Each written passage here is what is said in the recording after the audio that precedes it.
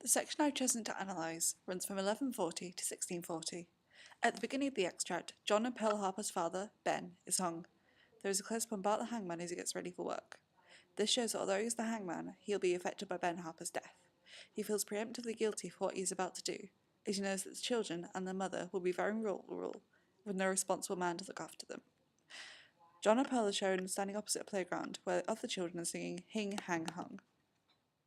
The children are shot from a distance, showing how separated John and Pearl are from them due to the crime their father committed. They are all children, yet John and Pearl are being singled out by those who are not meant to be judgmental because of somebody else's actions that they had no control over. There are then close-ups of a drawing a young boy makes of a man being hung, clearly a reference to the father, and then on John's face. There is no reaction shown, yet we as an audience know that it is deeply hurtful. John is already trying to grow up too quickly and hide all emotion to appear much stronger than he actually is. Pearl is only shown a mid-close-up by her brother's side. This is to signify the fact that she is too young to understand the gravity of her current situation, and now that her father is dead, her brother will have to explain everything to her when the time is right. There is really only one scene that caught my eye in terms of editing. Willa is working in the ice cream parlour, and her colleague is talking to her about marriage and the fact that she needs a man. Every time she denies it or tries to protest, it cuts to a close-up of a steam train barrelling down the track. The quick jump cuts between the two pieces of footage is deliberate juxtaposition and creates tension, as it is implied that there is a link between these two events. We as an audience quickly put two and two together and realise that the train is carrying Harry Powell right into the path of Willa Harper. This scene contains clear foreshadowing and an example of dramatic irony. The audience has a bad feeling about the fate of Willa, John and Pearl Harper, and we feel helpless to even try and stop it.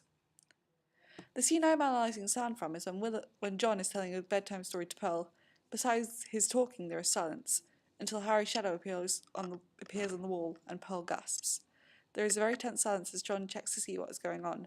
As soon as he has reassured Pearl and she is settled, Harry begins to sing. It is incredibly eerie, as there is no other noise but this man's voice. The intention of this scene is to put us directly into the shoes of the children. This man has just appeared outside of their house, and instead of leaving when being spotted, is now just standing there, singing. This is where the children, and to an extent the audience, realise just how twisted Harry Powell is. He claims to be a man of God, yet is now clearly stalking the family. He will soon turn to open harassment and eventually murder. Uncle Birdie's cabin is filled with shadows, and both characters in the scene have part of their face partially hidden in darkness. The intention of this is to show that both characters are troubled. Uncle Birdie, being old and only visited by John, is troubled by loneliness. John's troubles are the secret of where his father hid the money, the promise to guard Pearl with his life, and the complete stranger who is standing right outside his house. The cabin itself is filled with shadow to reflect the dark and difficult times that both characters have found themselves in. It is also to show the fact that death is approaching, looming over the whole storyline. Pearl is seen carrying a doll in her right hand. This is to represent her childlike innocence and the obvious fact that she is still a child. Another intention of showing the doll this early in the film is to subtly hint to the audience that it will soon become an important plot point. The camera focuses onto a small watch, while Pearl asks, "Are you going to buy it, John?" This signifies that time is running out before Harry arrives. Pearl's question represents an offer to buy more time, perhaps from a higher power.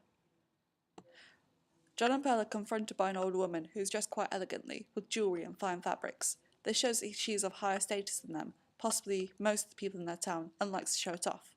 However, since the setting of the film is the Great Depression, these could be the only fine things one has left, and so she could be clinging onto them to remember the good times.